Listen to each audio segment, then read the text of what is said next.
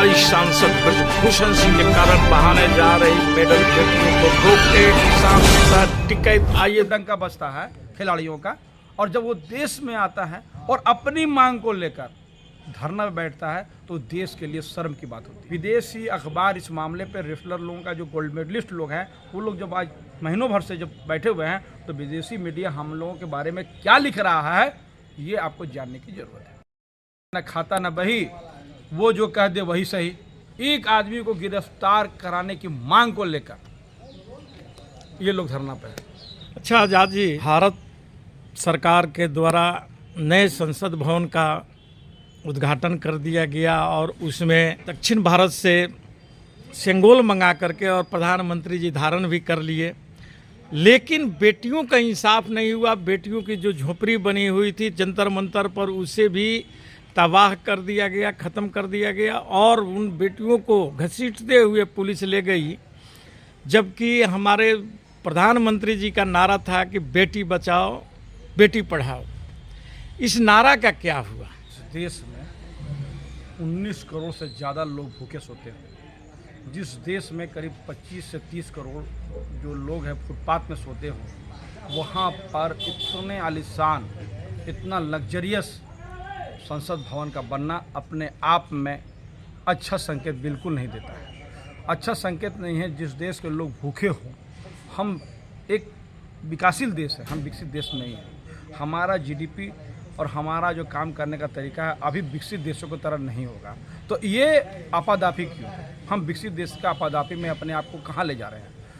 आपको मालूम होना चाहिए कि खुद उन प्रधानमंत्री जी और भारतीय जनता पार्टी के नेता इस बात को पर सीना फुलाते हैं कि भारत में 80 करोड़ लोगों को 5 किलो अनाज जो है हम देते हैं। तो जिस देश में 80 करोड़ लोग 5 किलो अनाज पर डिपेंड है, उस देश में 20,000 करोड़ लेके सेंट्रल विस्टा को बनाने के पीछे जो है उसका क्या लॉजिक है, पूछता है भारत। दूसरा सवाल आपका था रेसलर लोग।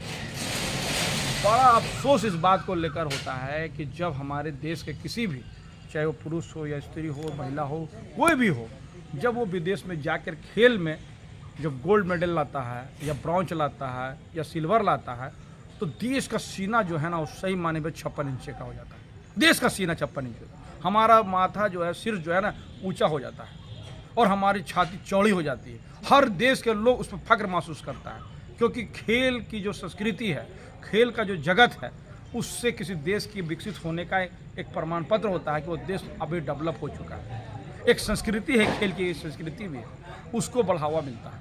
और जिस देश में सही में जिसका डंका बजता है और जब वो देश जीतता है तो उसका विश्व में डंका बजता है। फर्जी डंका नहीं बजता है, फर्जी लोगों का डंका नहीं बजता, सही लोगों का जब डंका बजता है खिलाड़ियों का। और जब वो देश में आता है और अपनी मांग को लेकर धरना में बैठता है तो देश के लिए शर्म की बात होती है। विदेशी अखबार इस मामले पर रेसलर लोगों का जो गोल्ड मेडलिस्ट लोग हैं वो लोग जब आज महीनों भर से जब बैठे हुए हैं तो विदेशी मीडिया हम लोगों के बारे में क्या लिख रहा है ये आपको जानने की जरूरत है। न खाता न बही, वो जो कह दे वही सही। ये हो रहा है।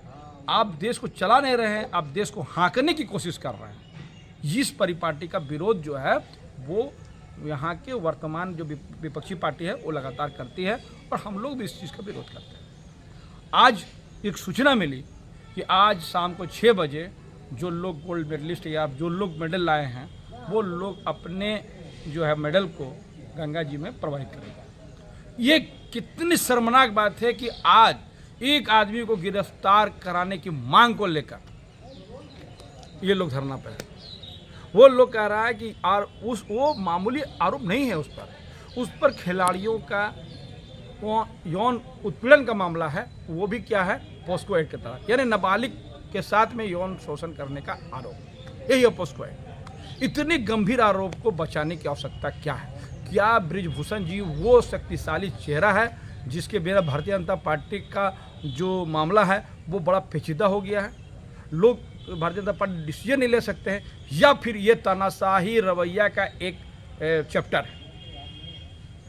संभव है कि तानाशाही का चैप्टर भी है, अधिनायकवाद का एक चैप्टर भी है, या फिर इतना शक्तिशाली है ब्रजभूषण जिस पर हाथ डालने के लिए भारतीय जनता पार्टी को बहुत सोचना पड़ रहा है।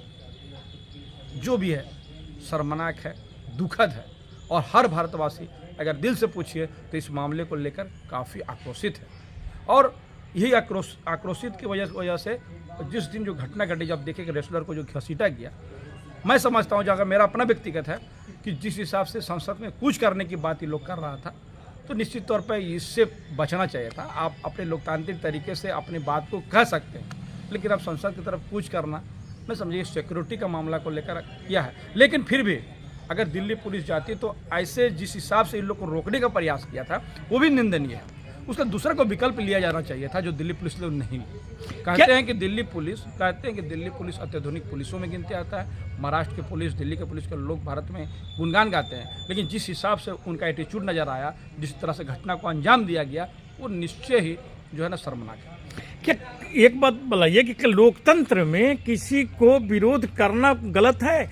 अगर मान लीजिए कि लोग, उसके परिवारजन या आम जनता दिल्ली बॉर्डर से घुस रहा था अंदर में, और उसको पुलिस जहां तहां जिस ढंग से किसान आंदोलन में रोक दिया गया था, वैसे दिल्ली के बॉर्डरों पर, अनेक बॉर्डरों पर रोक दिया गया है और आज भी वो लोग बैठे हुए हैं। देखिए, निश्चित तौर पर आप जो कहना चाह रहे हैं, लेकिन जहाँ तक सिक्योरिटी का मामला होता है, कोई भी संसद में जाने की इजाज़त नहीं मिलता, ये किसी हाल में नहीं मिलता। मैं सिर्फ और सिर्फ इस बात के लिए ये कर रहा हूँ कि जिस हिसाब से रेसलर लोग के जिस बदतमीजी के साथ दिल्ली पुलिस पेश आई, उससे बचा जा सकता था।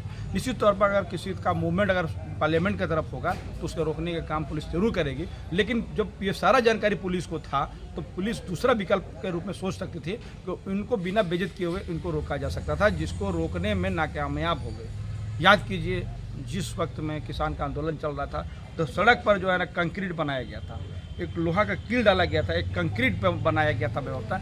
ऐसी व्यवस्थाएं किया जा सकता था और इससे बचा जा सकता था, लेकिन ऐसा नहीं किया गया।